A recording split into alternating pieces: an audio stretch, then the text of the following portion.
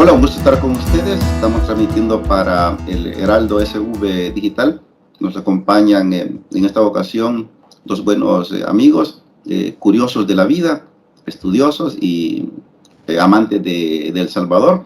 Uno reside en Barcelona, España, Eusebio Argueta, a quien le damos la bienvenida, y otro reside en la provincia de Milán, en Italia, Alex López, que son amigos y que nos gusta analizar un poco cómo está la situación en el país. Sean bienvenidos. Se está hablando bastante en todos los medios de comunicación de la nueva coyuntura social y política en el país. Una de las preguntas del millón es esta. Vamos a iniciar con vos, Eusebio. Una de las preguntas del millón es esta. ¿Qué se espera del nuevo gobierno? Porque al parecer estamos en un momento esta vez sí un momento de transición, porque es la entrega de un partido, entrega el gobierno, se lo entrega a otro, pero las fuerzas victoriosas, digamos, son unas fuerzas que no están 100% estructuradas, ¿no? Porque es una experiencia nueva, como es el fenómeno de nuevas ideas y su líder, Nayib Bukele. ¿Cuál es la primera imagen que tenés de esta situación en El Salvador? A ver, muchas gracias y yo pues también aprovecho para saludar a los que puedan, a los que nos vean, el grupo de comunicación Heraldo o el periódico Heraldo o el Faro, ¿no? El Heraldo. El Heraldo. Bueno, pues a ver, ¿qué espero yo de El Salvador? ¿Qué espero del nuevo presidente? Yo personalmente como salvadoreño, que llevo muchos años fuera del Salvador, que voy al Salvador una vez cada 2 años, cuando tengo dinero. Eh, yo de él espero, pues primero, que lleve a la práctica una serie de promesas que se hicieron. Sé que no lo tendrá fácil, sé que no lo tendrá nada fácil, porque las estructuras del Estado salvadoreño han sido y es muy viciadas, tanto en una época por un partido conservador de derechas que generó mucho dolor y sufrimiento en una época al pueblo salvadoreño, y posteriormente o últimamente por el partido pues que representa la que fuera la guerrilla salvadoreña, el Frente, ¿no? Eso es una cosa. Yo a partir de ahí pues también deseo que haya un acto, mucho acto de generosidad. Imagínate, me estás pidiendo qué deseo de espero del presidente, pero estoy haciendo otra cosa. Un acto de generosidad por parte de toda esta gente que ha mantenido controlada todas las estructuras y que acepten con total normalidad el, este principio de esta transición, del cambio democrático que ha sido, porque el pueblo salvadoreño lo que ha demostrado es que ha perdido el miedo. Ha perdido el miedo y ha dado la confianza a un político relativamente nuevo, joven, con una cantidad de promesas muy bien formuladas y ahora falta que cumplirlas, ¿no? Para el caso de los salvadoreños, pues sí que me gustaría, los salvadoreños, pues que vivimos fuera del país, pasamos muchas veces añorándolo y pues sí, nos gustaría tener una participación más activa en la vida política del Salvador y no solo participar en la cooperación o en la ayuda económica. Algunos informes que he leído para hablar directamente dicen que en el mes de la Navidad, en el mes de diciembre, en remesas los salvadoreños enviamos al Salvador 600 millones de dólares en remesas en el mes de diciembre. Y esto pues claro, es un buen pellizco para la economía salvadoreña. Yo me gustaría que para este 1,5 millones que viven dispersos, 2 millones que viven en Estados Unidos, 3,5 millones de salvadoreños que vivimos fuera del país, pues me gustaría que empezaran a tenernos presentes. Muy bien. Alex, Eusebio mencionó algunas frases simbólicas, por ejemplo, perder el miedo. ¿Qué significa perder el miedo en una cultura dominante de El Salvador, ¿no? Sabemos de que existe un conservadurismo bastante concentrado en el país. Sin embargo, a pesar que menos de la mitad de los empadronados y aptos para ir a emitir sufragio asistieron a las urnas, a pesar de eso se rompieron algunos esquemas, ¿no? Se rompió algún miedo cultural. ¿A qué se debió Claro que no venía siendo una sorpresa porque todas las encuestas traían la tendencia de que esto iba a suceder más o menos así. Pero frente a qué fenómeno social nos encontramos, ¿vos cómo ves esto? Sí, buenas noches a todos. Gracias a El Heraldo por esta oportunidad. Y bueno, ¿qué podemos decir de El Salvador? Esto que estamos viviendo es un fenómeno realmente que hace pocos años era difícil imaginarlo. Estamos frente a un fenómeno político, un movimiento de Nayib Bukele, Nuevas Ideas, que rompió, digamos, todos los esquemas. Logró superar todas las barreras, todos los obstáculos, y ahora pues tenemos ya un nuevo presidente con una esperanza de cambio. Y yo creo que uno de los motivos por los cuales la gente ha perdido el miedo es debido a que ha habido una gran información en la cual todos aquellos rumores de corrupción, todos aquellos, digamos, aquella idea generalizada de que los políticos roban, de que los políticos hacen fraude y todo, dejó de ser una hipótesis, dejó de ser un simple rumor y se convirtió en pruebas contundentes. Bueno, tenemos dos expresidentes del partido de derecha que han sido, digamos, juzgados. Está uno en la cárcel, Mariona, ¿cómo se llama? Sí. Se me escapa el nombre, ¿cómo se llama? El expresidente Tony Antonio Saca. Saca, sí. Entonces, yo creo que la gente ha podido ver a través de los medios sociales que ahora es un arma poderosa pues, en las manos de la gente. Medios sociales que tienen una comunicación extensa, constante, y que los políticos ahora, creo yo, están al descubierto. La Fiscalía, por su parte, aunque sí ha sido muy partidista por parte del partido de derecha, pero se han hecho también muchos logros. Han habido muchos juicios, muchas investigaciones, cosas comprobadas. Yo creo que frente a toda esta información, frente a todas estas evidencias, juicios que han sido verificados, la gente ha perdido el miedo porque se ha cansado y ha dicho, basta, es demasiado. O sea, ha salido a la luz todo, rebalsó la olla y la gente dijo, bueno, ¿y por qué vamos a tener miedo? ¿De qué más tenemos que tener miedo? ¿Qué más nos puede suceder? O sea, El Salvador, ¿dónde más tiene que caer como para que nosotros tengamos miedo de perder algo? Entonces, yo creo que es una de las razones por las cuales la gente ha perdido ese miedo.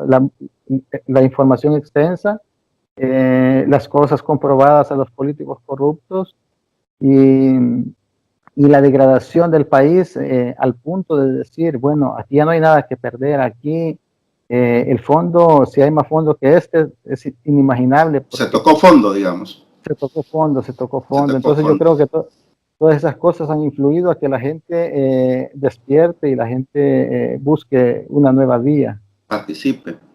Bueno, se plantea que se espera que en esta nueva fase que no suceda lo que pasó en el 2009, que cuando ganó Mauricio Funes, la gente esperaba que automáticamente se dieran los cambios, cosa que no sucedió. Al contrario, Mauricio Funes está prófugo en Nicaragua, en autoasilo. Y se fue desmantelando todo el tejido de organizaciones sociales, organizaciones populares, porque se pensaba de que iba a iniciar un nuevo periodo en El Salvador, pero no fue así.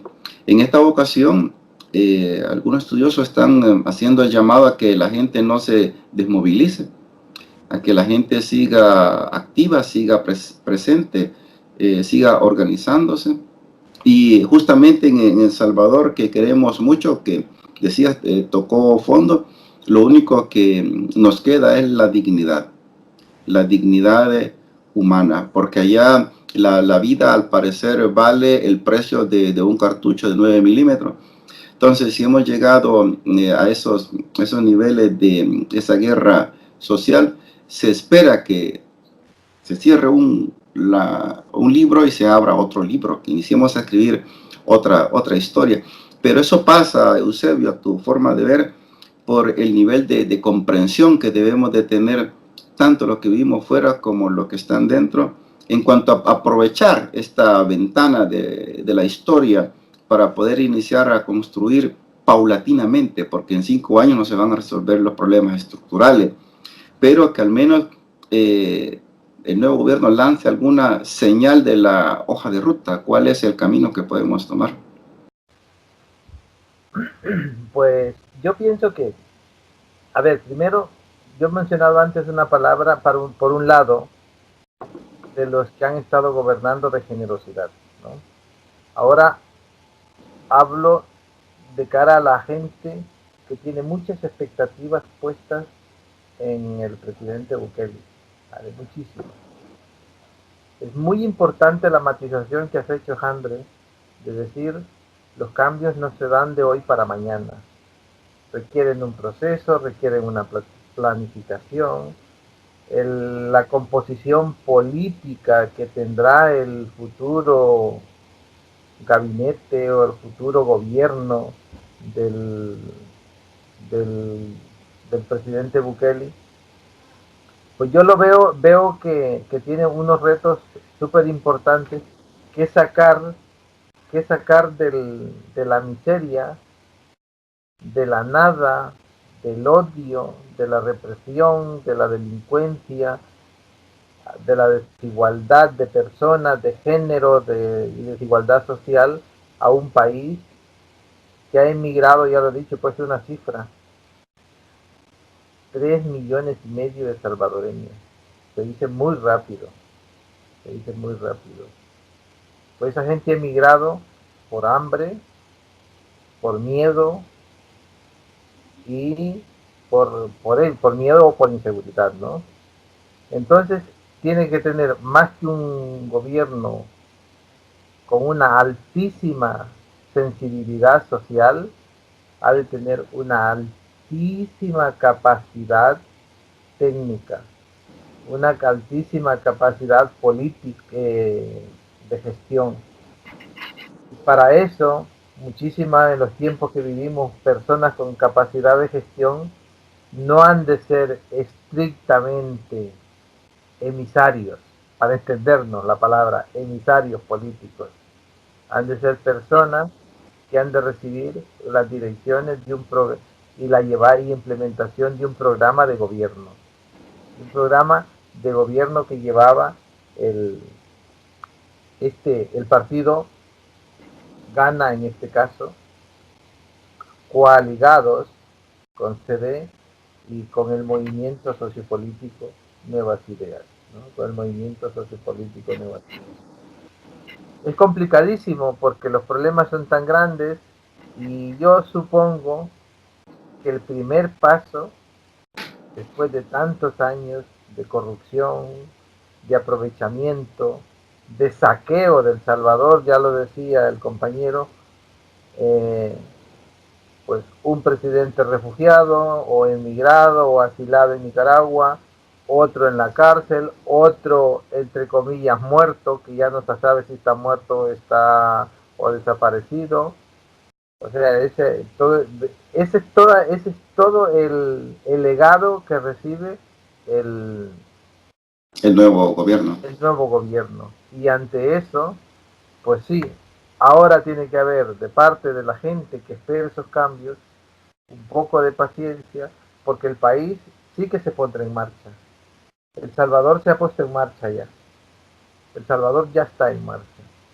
Yo, pues mira, simplemente le tengo que decir primero salud, que tenga la sabiduría, que tenga la sabiduría y la inteligencia para poder afrontar, porque también a este gobierno y a este movimiento también se apuntará gente oportunista, aprovechada, que intentará en un primer momento dejarlo en mal, como ya lo han intentado en la parte previa, y que ahora pues le toca tener, por un lado, mucho sentido común, mucho rigor y mucha transparencia. Gobernar de cara al pueblo con total transparencia. Y si ha de aplicar aquel mensaje que dijo, no puede haber, no, el pueblo salvadoreño creo que no aceptaríamos aquello que ellos han repetido, que hemos repetido algunos también, o lo hemos compartido, si no lo hemos repetido, pero lo hemos compartido. Que esos que han robado tanto, que devuelvan lo robado. Que nosotros, en este nuevo gobierno, no vaya a encontrarse gente que se aproveche. Seguramente los haya, porque yo ya los digo, los cambios van con las personas también. Y el ser humano, y más en nuestras circunstancias, lo más natural es intentar aprovecharse de cualquier estamento de poder, de cualquier circunstancia de gestión, porque nos conocemos. Yo conozco sociológicamente a la sociedad salvadoreña y veo que el que no se aprovecha de lo que aquello es tonto. Entonces tienen que haber unos valores, vamos a llamarles de cristianos, pero serían más que de cristianos, serían de respeto a lo que es de todos, respeto y cuidar a lo que es de todos, y todos ser vigilantes con este nuevo gobierno, todos los que le hemos votado, le hemos dado la confianza, ser vigilantes con este gobierno y decirle que no, si se equivoca, decirlo con confianza, pero con el espíritu de que El Salvador deje ese capítulo que he mencionado previamente de inseguridad, de miseria y de corrupción. Excelente. Bueno, Alex, usted me ha tocado dos aspectos interesantes.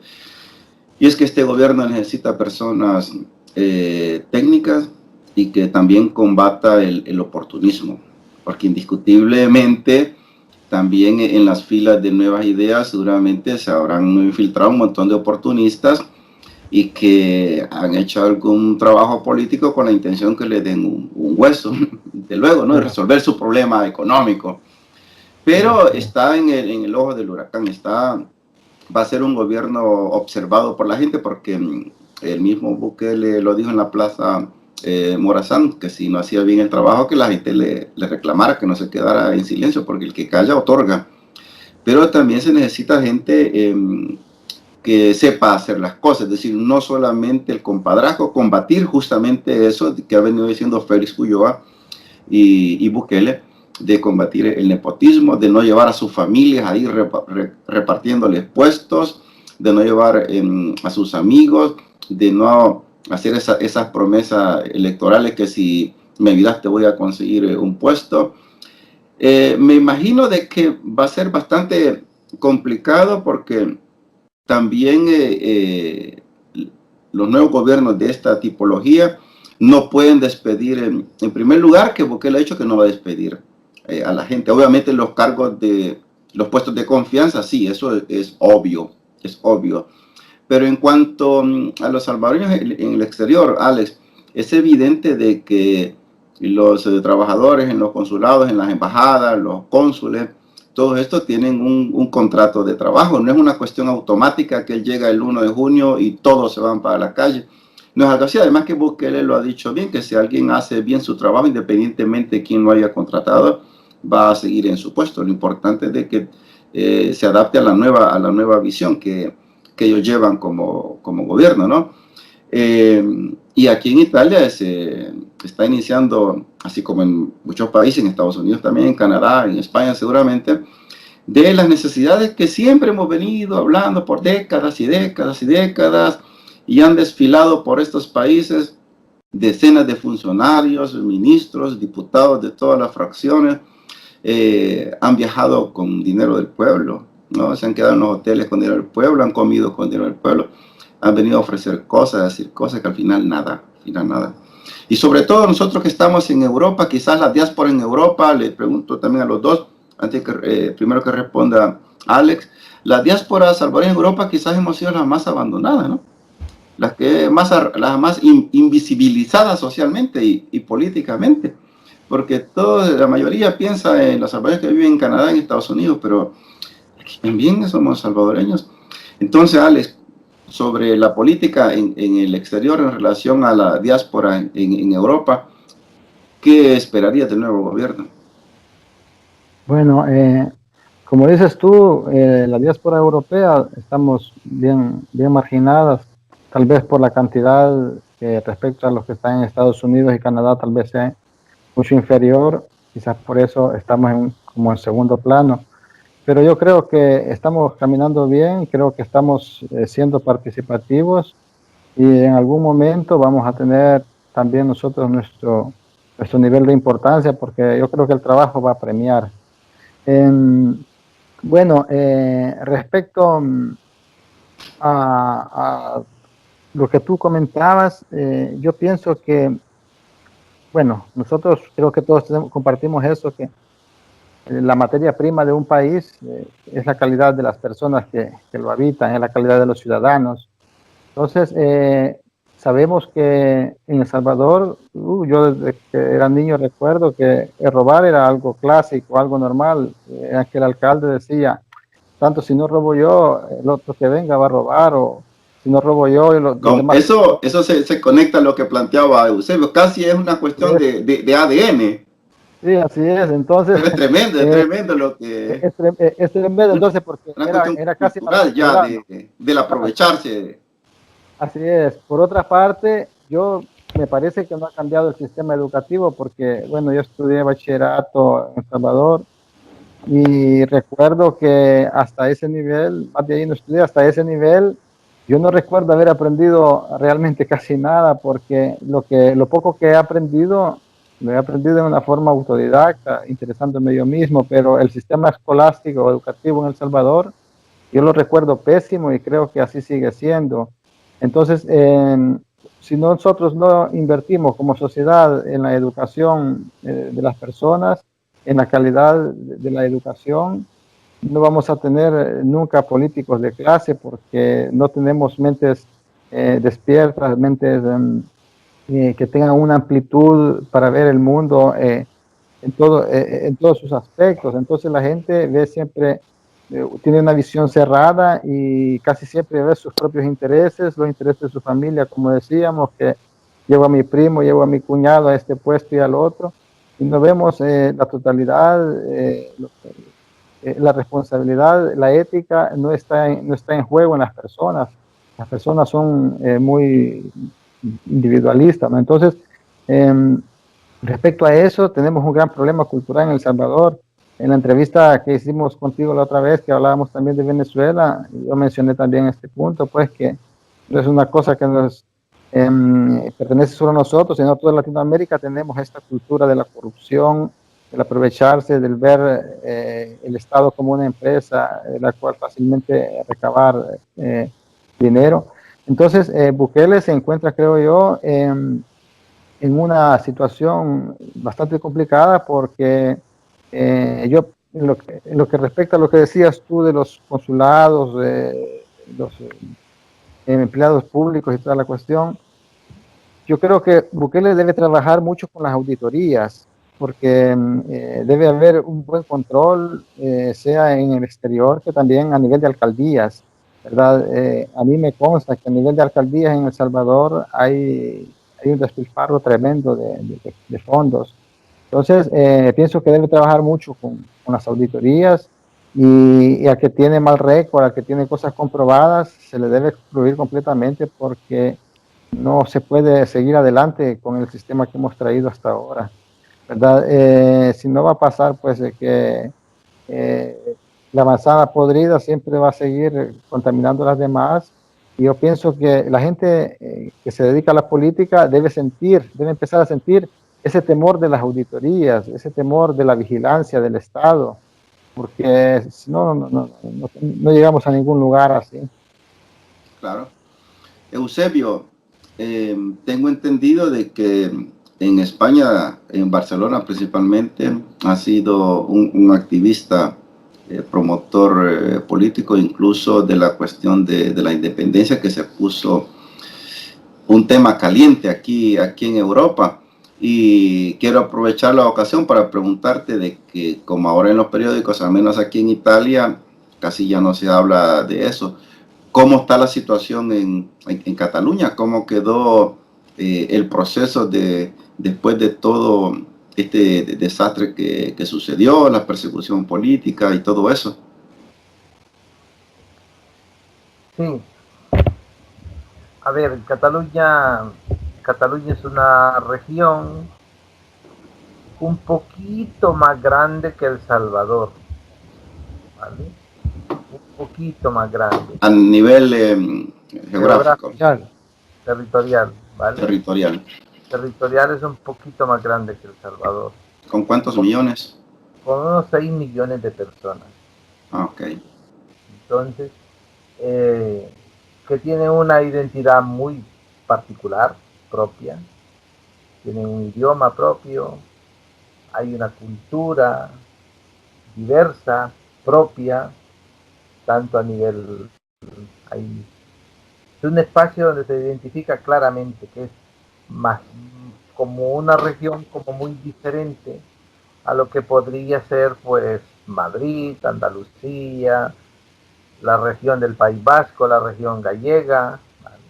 Podría ser así, ¿no? Cataluña. Entonces, claro que hay un movimiento por la autodeterminación de esta región, potente. Potente que tiene alrededor de 2 millones de personas. ¿Vale? Los votantes que han votado a esta gente, a los independentistas, son 2 millones de personas. Pero también hay otros 2 millones de personas que votan a los que no son independientes.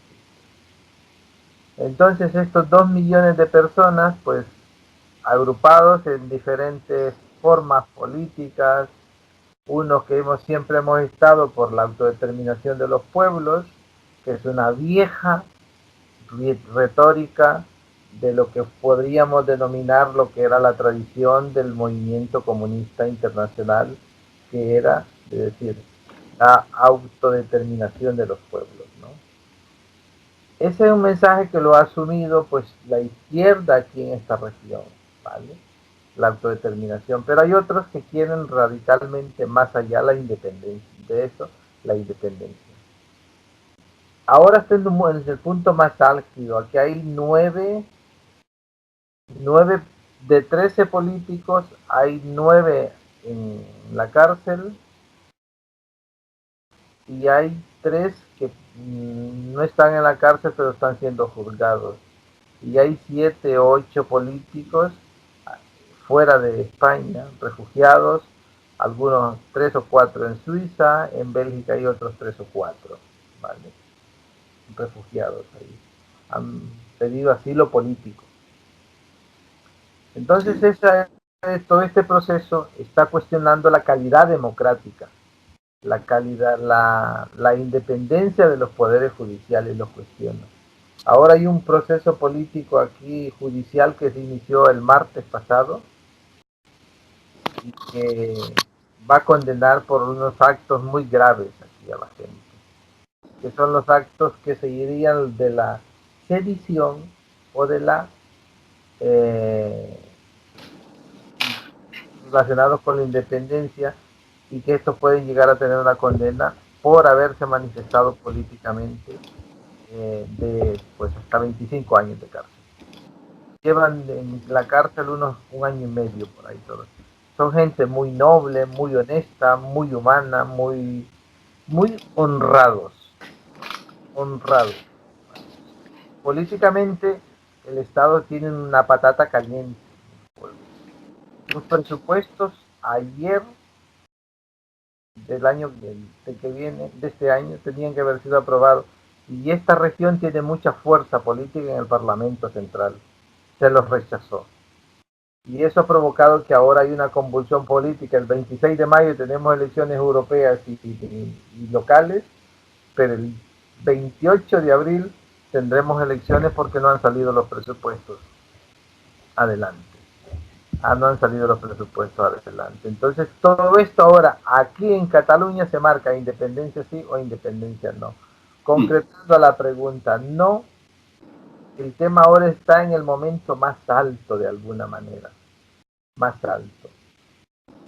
Yo personalmente pienso de que el Estado es muy potente, tiene una maquinaria judicial y policial que es difícil de superar, muy difícil.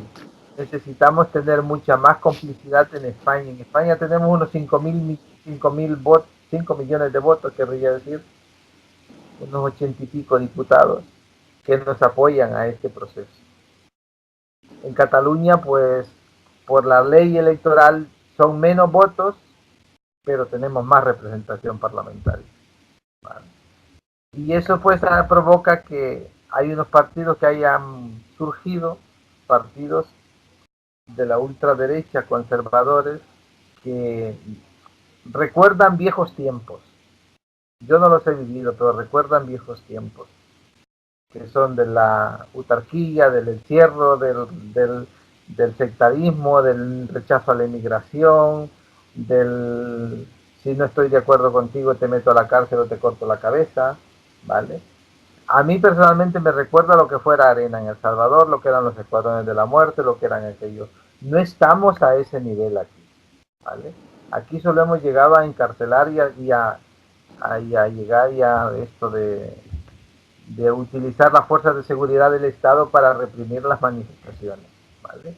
Bueno, como el ministro del Interior de Italia, el Salvini ese, entonces para mí, pues por ejemplo, pienso que es un tío, pues aquí hay una fuerza muy homóloga a él que está muy relacionada con él. Entonces, por lo tanto, yo personalmente creo de que como yo me considero que vivo desde hace 30 años en un país democrático, aquí yo puedo decir lo que pienso sin utilizar la violencia. Yo puedo tener más o menos amigos políticos o enemigos políticos, pero no tengo miedo, no tengo el miedo ese que puedo decir, ¿no? Que podría tener en El Salvador por manifestar esta expresión que he dicho contra el ministro del Interior italiano, ¿no? O sea, no tengo ningún miedo, pero claro, porque aquí los niveles de democráticos estamos muy avanzados. Eso no significa que no se ponga en cuestión, que no tenga unos fallos, porque aquí el tema es votar o no votar. Si nos dejaran votar, este problema se solucionaría. Y en Cataluña pues tenemos ese problema. No es una cosa fácil, ni es fácil de entender. Y desde fuera no se entiende muy bien. No se entiende muy bien porque, claro, desde fuera se piensa que eliminar fronteras es lo más fácil. Y aquí no se está poniendo, no es intentando poner fronteras. Se está intentando que se vea con respeto a una región, a un pueblo que es muy emprendedor, es muy trabajador, hay un desarrollo económico importante, hay miles y miles de empresas, hay otras miles de empresas que se han ido de aquí por el tema de la independencia. Ha habido en los últimos tiempos una convulsión social importante. Interesante. Bueno, Alex López, con la cuestión de Salvador, porque te gusta la literatura, haces literatura. Con este nuevo gobierno, en relación a las artes, ¿qué es lo que pretenderías? Bueno, En ese sentido, tengo mucha confianza de que Bukele haga buenos cambios porque ha hablado en repetidas ocasiones acerca de esto, de incentivar a la juventud en deportes, en artes, en cultura, en estudios, dar un campo abierto a la juventud, porque yo recuerdo, por ejemplo, estudié bachillerato en contaduría pública, que a mí no me gustaba para nada y bueno, no tuve éxito, no tuve frutos en eso, entonces no supe yo canalizar lo que a mí me gustaba, ¿no? Yo descubrí mi amor por la literatura, pues ya fuera de los estudios, y creo yo que es importante darle a la juventud un campo amplio de instrucción, artes, cultura, deportes, que los jóvenes puedan encontrar lo que a ellos les gusta y desarrollarse eh, lo mejor posible en esa área, porque cuando un joven no tiene a su alcance aquello que a él le gusta, aquello que quiere aprender, lo que quiere estudiar, es un joven que va a tener estudios mediocres o va a tener abandono escolar, inclusive, que en El Salvador se habla mucho de eso. Entonces yo espero que Bukele eh, abra este campo cultural, que modifique también el sistema escolástico, que sea eh, claro, entendible la historia del Salvador. Es clásico la enseñanza de los próceres, es clásico toda esa mentira que nos enseñaron en la escuela sin mayores explicaciones, simplemente casi como una cuestión religiosa, que hay que creer en aquello que te dicen y sin profundizar, sin estudiar el porqué.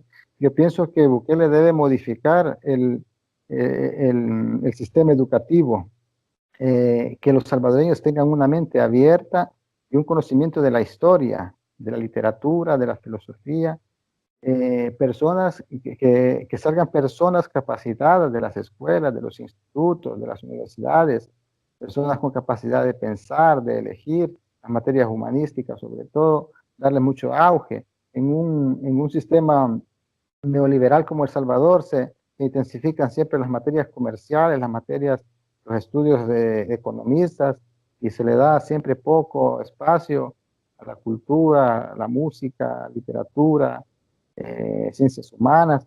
Entonces, yo espero eso del nuevo gobierno, que ejecute esos cambios en el sistema educativo y abra un marco amplio de estudios, de carreras, de artes, de deportes, que la juventud se identifique en aquello que potencialmente está apto para hacer. Eso es lo que espero. No, no, muy bueno, muy bueno. Eusebio, en tu experiencia política se hablan de nuevo liderazgo y conectado a lo que decía Alex López, justamente el Ministerio de Educación y hoy el Ministerio de Cultura, son motores ideológicos de dominación de masas, dependiendo del tipo de programa, dependiendo del tipo de textos y del tipo de laboratorios hacia los educando, es que la población puede obtener una calidad de conocimiento mejor o inferior. No, me recuerdo que Bukele, previo a la campaña electoral, hizo una provocación intelectual de historia, cuando decía de que Arena robó más que los españoles. Entonces, se lo compartí a algunos amigos, y es importante entrar en ese tipo de reflexiones, ¿no? Pero ya para ir cerrando, te quería preguntar, ¿cuál sería tu mensaje a las juventudes? ¿No? Porque estamos haciendo un trabajo social, un trabajo cultural, político, intelectual, pensando en desarrollar el país, pero justamente se necesitan que las nuevas generaciones también tengan cabeza política, que también sean críticos, que investiguen, que pregunten, que duden, que apliquen una filosofía en la vida diaria. Base a tu experiencia de vida como luchador social, ¿no? Como estudioso y como político, ¿Cuál sería tu mensaje a la juventud? Dale. Realmente no soy un político. Soy una persona inquieta, sí que lo soy, ¿vale? Pero sí creo en el futuro y creo que el futuro pasa por tener una base. Y la base fundamental es como en la vida misma, tú construyes algo y si lo quieres construir en el aire se cae. Vender humo no se puede, ¿vale? La sociedad hay que educarla y ese es un deber de la sociedad organizada. Educar a la sociedad se educa desde una sociedad organizada, en grupos políticos o en el gobierno. La base fundamental yo creo que siempre es la educación. Hay muchos mitos que se hacen con la guerra y la paz. Tú les das un libro y no un fusil, ¿no?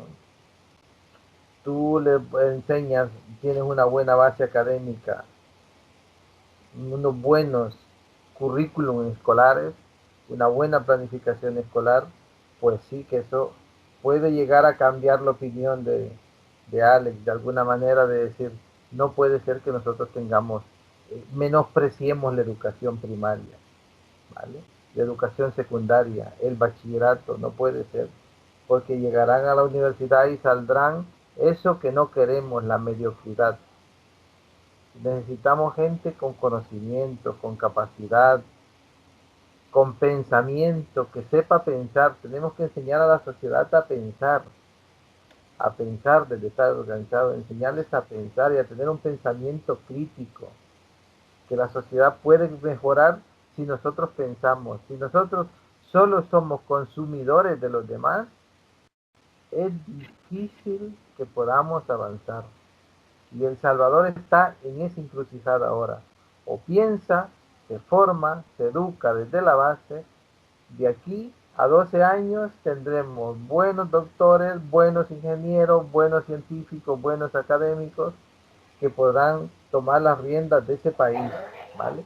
Por ahora, en los últimos años, la etapa, en los últimos tiempos nos han estado gobernando gente mediocre. Yo se lo decía a un representante del gobierno salvadoreño aquí en Barcelona, al cónsul de Barcelona, se lo decía en Barcelona, se lo decía yo.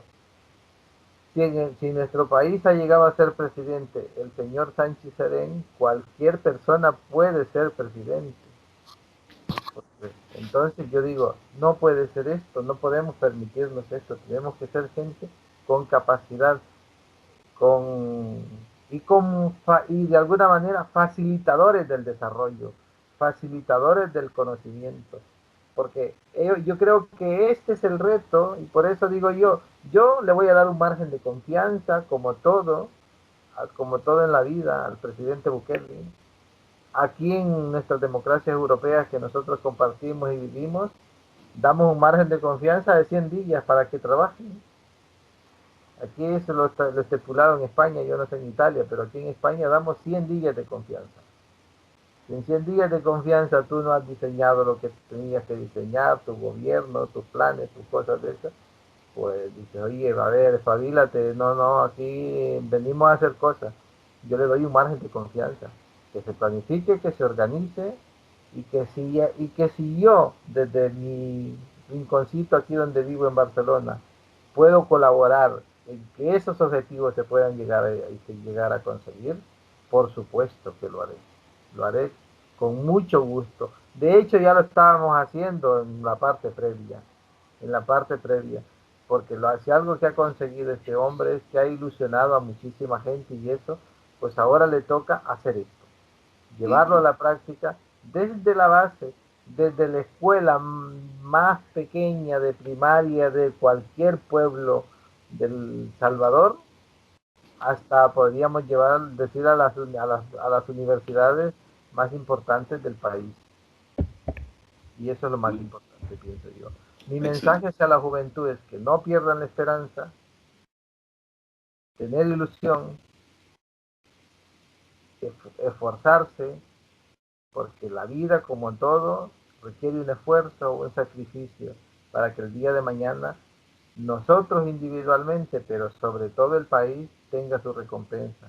Y su recompensa es que muchos de esos salvadoreños puedan vivir donde quieran vivir. Si eligen vivir en Milán o en Barcelona o en Estados Unidos, que vivan allí, pero si tienen la posibilidad de vivir en El Salvador, pues que vivan en El Salvador, porque muchos de nosotros, yo te digo muchísimos, si no fuera porque no tenemos un futuro claro en El Salvador o por miedo a la delincuencia, pues nosotros viviríamos en El Salvador. Desde luego. Muy bien. Bueno, Alex, entonces para cerrar te quiero hacer una pregunta particular, ¿no? Que tiene que ver justamente con el poder de las artes. ¿Qué es para vos la poesía? Bueno, la poesía, La está un poesía es... poco... ¿Cómo? La poesía es la que se llevó a mi primo, le dice. Bueno, buen chiste, buen chiste. No, no, le dice, estoy hablando del poema, le dice. Ah, el poema es que no sabemos cómo hacer para sacarlo, le dice. Está bien. Bueno, la poesía para mí, poesía para mí es algo algo tan grande que quizás mi vida gira alrededor de la poesía. Es decir, eh, la poesía te puede hasta cambiar la vida porque es algo que toca, es algo que te abre la mente. Lógicamente, la poesía tiene que tener un alto contenido emotivo y también filosófico. Debe dar algo al lector, debe llegar al lector, debe dar una enseñanza, debe dejar un pensamiento. Y yo recomiendo a todas las personas pues que lean buenos poetas porque el sentimiento está plasmado ahí en una hoja de papel. Cuando un hombre piensa, cuando un hombre escribe, a través de esa escritura transmite a otras generaciones su pensar, su filosofía. Y eso es algo que nosotros debemos cultivar porque somos una sociedad que va aprendiendo de generación en generación y va transmitiendo a las nuevas su conocimiento. Entonces, la poesía es importantísima, tenemos un gran legado en la historia y no debemos desperdiciar pues toda esa riqueza literaria que hay en ella. Yo a ti te he contado pues cómo inició mi recorrido en esto, pues por caso compré un libro de Gustavo Adolfo Bécquer, leí unas poesías de él y me tocaron, leí todo el libro de sus poemas. Después quedé con aquel deseo de seguir descubriendo otros poetas y así fue leyendo uno y otro poeta y cada uno me dejaba tanto. Después, bueno, pasé un poco a la filosofía, que también es algo que te enriquece tantísimo. Y es un mundo, pues, que yo lo he descubierto en mi edad adulta.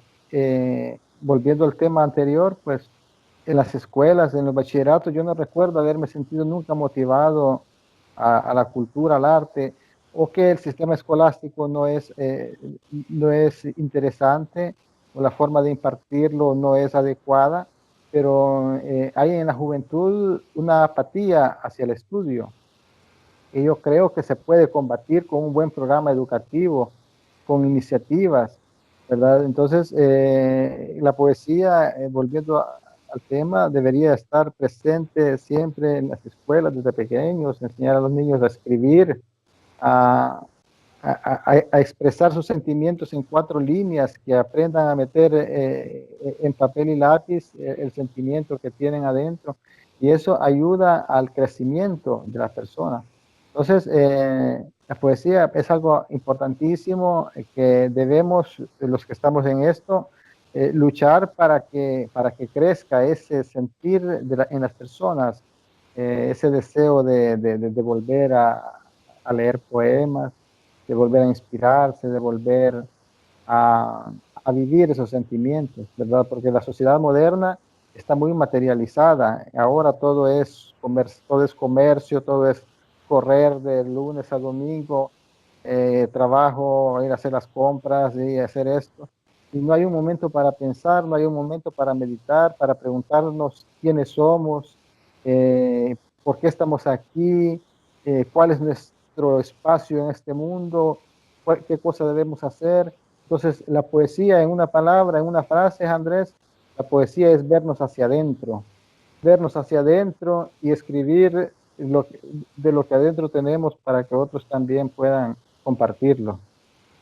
Maravilloso. Bueno, cerramos de esta manera. Caballeros, ha sido una hora fenomenal. La pasamos muy bien. Les agradezco mucho por su valioso tiempo y los espero en las próximas para otras reflexiones. Gracias, muy amable. Gracias a todos. Gracias.